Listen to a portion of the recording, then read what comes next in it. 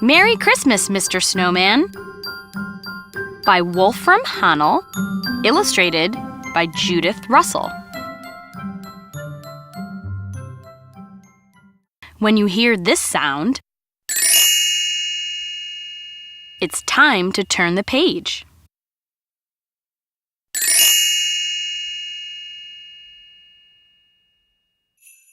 It was Christmas Day, and the snow was falling in thick, wet flakes. Pip and Squeak were waiting for the time when they would light the tree and open their presents. Squeak hopped from one foot to the other. Pip could hardly keep still either. Suddenly, Pip had an idea. "Come on, Squeak," he cried. "Let's build a snowman."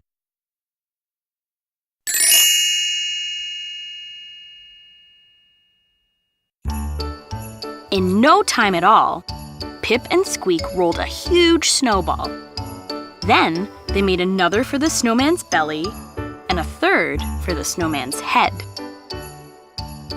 Squeak tied her scarf around the snowman's neck, and Pip fetched Grandpa's old hat from the garden shed. "Finished!" shouted Pip as he carefully stuck a carrot on the snowman's face for a nose.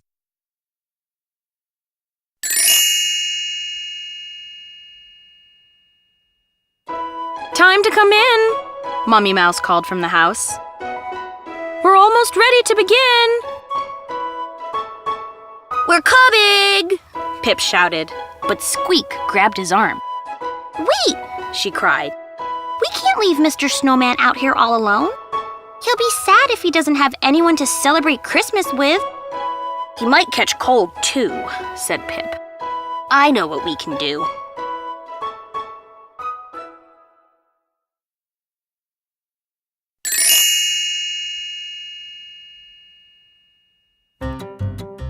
Pip ran to the garage to get the sled. Together, Pip and Squeak tipped Mr. Snowman onto it. But as they tipped, plop! Mr. Snowman's head fell off. "Oh dear," said Squeak. "Hang on, Mr. Snowman. We'll put you back together when we get inside." The sled was heavy, but they managed to drag it across the lawn and into the house. "Quick," whispered Pip, "before they see us."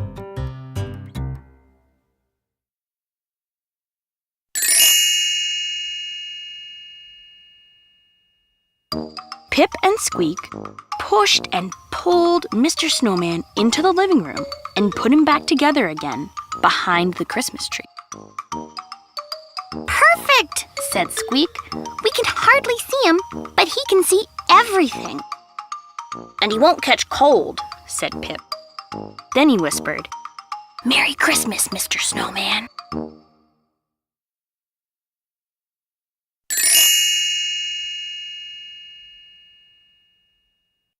Pip and Squeak took the sled out to the yard. They were hardly back inside again when Mommy called, "Who wants to watch Daddy light the Christmas candles?" "We do!" cried Pip and Squeak at the same time. Daddy brought the matches. "We have to be really careful," he said. Then he looked down at his slippers in surprise. "What's this?" he asked. The toes of his slippers were soaking wet. There was a large puddle under the Christmas tree.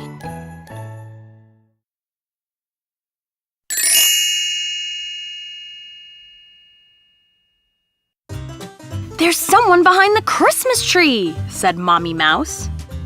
"And he's wearing Grandpa's hat." Of course, Mommy and Daddy Mouse quickly realized it wasn't Grandpa standing there. In the warm room, the snowman had started to melt. "How on earth did a snowman get into our living room?" asked Daddy Mouse.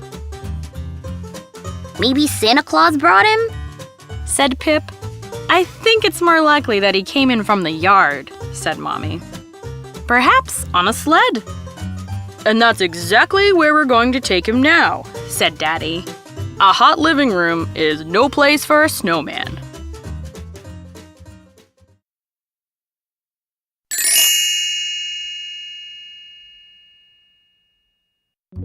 Mommy dried the floor while Daddy helped Pip and Squeak take the snowman back outside.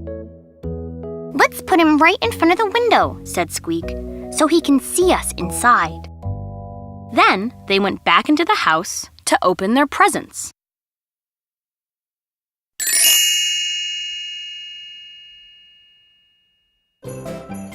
Pip got the new skis he was hoping for.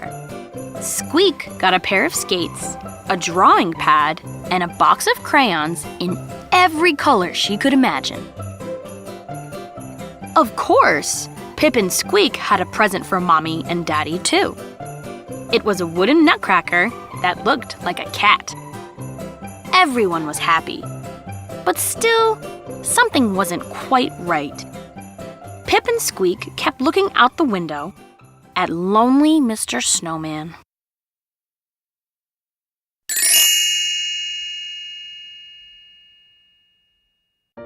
It must be terrible for him to see all this, but not to be able to join in, said Squeak. There's an icicle hanging from his nose, said Pip. I think he's been crying. Squeak felt like crying too. But we can't bring him back into the living room, said Daddy Mouse. A hot room is no place for a snowman. Suddenly, Pip laughed. Then we have to do it the other way around, he said. That's right, cried Squeak. If he can't come in, then we have to go out.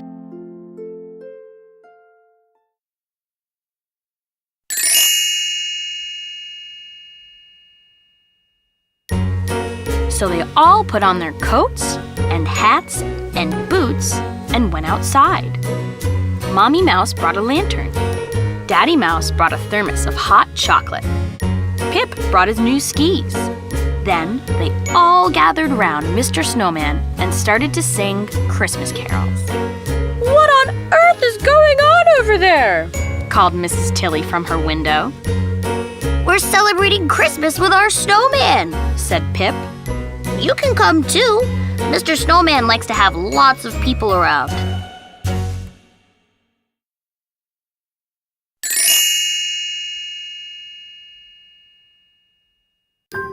More and more neighbors kept arriving to join in the singing.